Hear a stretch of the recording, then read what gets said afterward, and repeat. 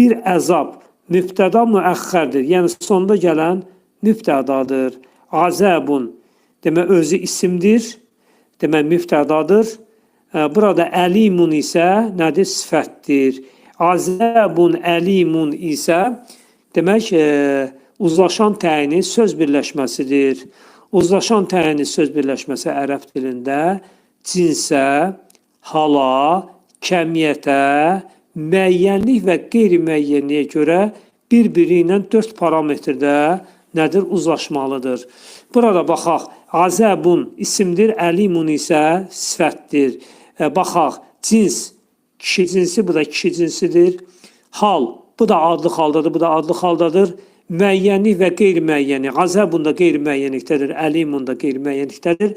Azəbun da təkdədir, əlimun isə təkdədir. Demək, bütün 4 parametrlər burada özünü nedədir? Gözlədir.